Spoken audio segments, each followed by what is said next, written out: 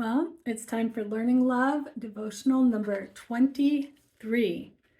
I'm very excited that we are making such good progress, and we should be done within a couple weeks. Okay, devotional 23 is I am unwanted lie. So where does this lie come from? Well, it comes from early messages of abandonment and neglect. When you spend your life without a consistent message of being wanted and cared for, you end up being the one who has to look out for your own best interests. You have learned to be strong because you had to be, but you always longed for someone you could rely on to be strong with you and for you.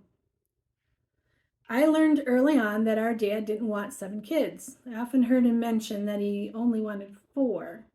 As one of the youngest 3, it never felt good to hear that. In addition, he beratingly referred to us as the dingbat, our mom, and the 7 little ding-dongs. Of course, I understand now that because our dad came from an even larger, more dysfunctional family than ours, that he felt overly responsible for his younger brothers and sisters who were still growing up while he was raising his own kids, and he knew the challenges a large family brought. It was our mother who chose to continue having kids until she got what she thought was her ideal, 2 little girls. But she was unprepared for the reality of those 7 little human beings. I was the older of those 2 youngest girls, soon eclipsed by the baby of the family, and totally outmaneuvered by my older brothers and the firstborn, my sister Chris. There were so many of us, and we were so often spoke to as a group that our individual selves got lost. We were just one of those Whitaker kids, not given much individual attention by our parents, at least not positive, not praised for any individual traits, and as parents of large families are wont to do, often called by the wrong name. My father still jokingly refers to me as the one who insists her name is not Karen. I can laugh now, but it bothered me as a child. How could my own father not know my name? The messages we all received were that we were not special or a positive addition to our parents' lives. We were only a bother to be dealt with and corrected. Or consider the case of a friend of my sister's. He woke up one morning to a completely empty house. His mother had just left him there, and he was only 12. From that point on, he was mostly on his own, with only some occasional contact with his father. The good news is that no matter how ignored or neglected you were as a child, even if you had a parent that totally abdicated their parental responsibilities, you have a Father in heaven who knows your name and who planned your existence. You were not a surprise to him, not an unwanted addition to his family.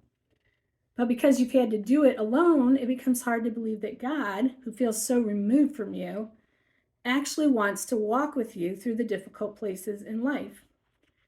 There's a lot of comfort in David's Psalms, and Psalm 27 is no exception. Hear my voice when I call, O Lord. Be merciful to me and answer me. My heart says of you, seek his face. Your face, Lord, I will seek. Do not hide your face from me. Do not turn your servant away in anger. You have been my helper. Do not reject me or forsake me. O God, my Savior, though my mother and father forsake me, the Lord will receive me. Read that last sentence again. Though my mother and father forsake me, the Lord will receive me. What a wonderful thought. Our earthly parents were imperfect, flawed people, raised by imperfect, flawed people, and who raised us imperfectly and flawed people. Maybe in your experience, they weren't involved at all, but God is always waiting for us to turn to him. His arms are open to receive us into his embrace. And as we can see in this psalm, David got discouraged, as many of us do, but he knew where to look for comfort. We often pull back from God when we feel discouraged, But David knew what he had to do. He sought God's face and he knew he would be received. We pull back because that's what we are used to. Our experiences have taught us that no one will be there for us, but God will be when we turn to him.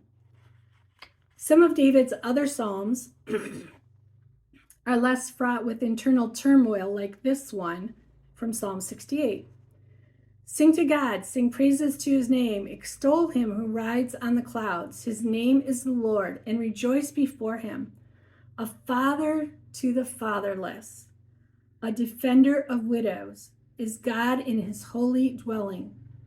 God sets the lonely in families. He leads forth the prisoners with singing. That's verses 4-6, NIV.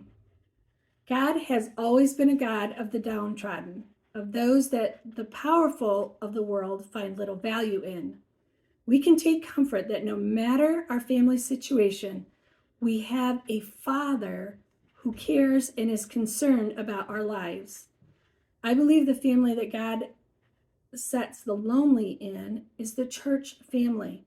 We have to allow those people in to love us, and that means being willing to be vulnerable with them. They can't get to know you if you scoot out the door before the last amen is said. All right, so let's go through our prompts. Forgive. Who do you need to forgive for neglecting your needs and leaving you to care for yourself, making you feel unwanted? Rewind. God did not neglect or abandon you. He does want you. You are important to him. And rest. God will be a father to me, and that whenever I come to God, he will be there for me and walk through life with me. Respond. Okay, are you lonely, looking for a family to be part of? The church is meant to be that family, and yet it isn't always. So how have you tried to connect to people around you? How has that worked so far? Remember that connecting is going to take effort on your part as well. Don't give up if it doesn't work perfectly at first. Maybe a small group or Bible study would be a good starting point. All right, thank you as always for joining me. And I'll be back in the next few days to do devotional number 24.